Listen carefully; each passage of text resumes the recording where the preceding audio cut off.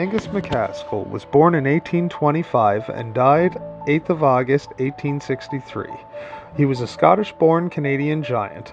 In its 1981 edition of the Guinness Book of World Records, it was stated he was the strongest man who have ever lived. He was the tallest non-pathological giant in recorded history, the largest true giant to have ever lived, and the man with the largest chest measurements of any non-obese man. He was said to have completed feats such as lifting a ship's anchor that weighed 2,800 pounds to his chest.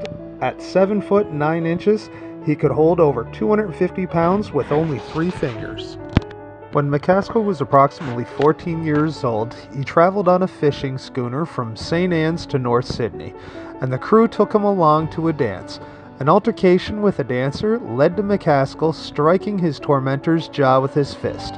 The man landed in the middle of the floor and was unconscious for so long the other dancers thought he was dead.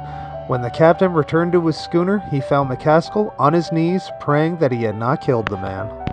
In 1849, he entered show business and went to work for P.T. Barnum's circus, appearing next to General Tom Thumb.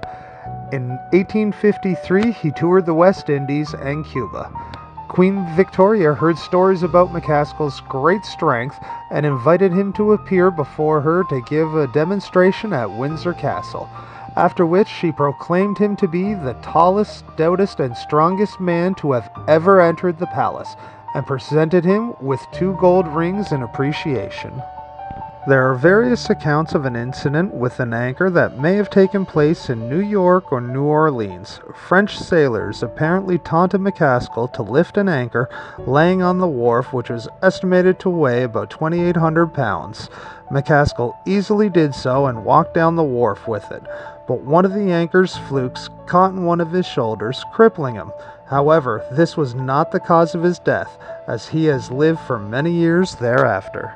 In the summer of 1863, MacASKILL undertook a trip to the colonial capital at Halifax, where he had been planning to sell produce and purchase stock for his store that he would need for the winter season from the city's wholesalers. During the trip, he suddenly became seriously ill and was returned to St. Anne's, where his family moved him back to his parents' home.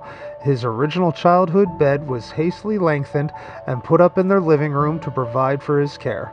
The doctor's diagnosis was brain fever. After a week's illness, MacASKILL died peacefully in his sleep on August 8, 1863.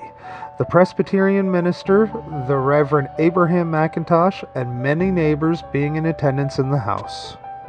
To learn more about Giant MacASKILL, you can visit his museum at 504 Englishtown, Cape Breton Island, Nova Scotia.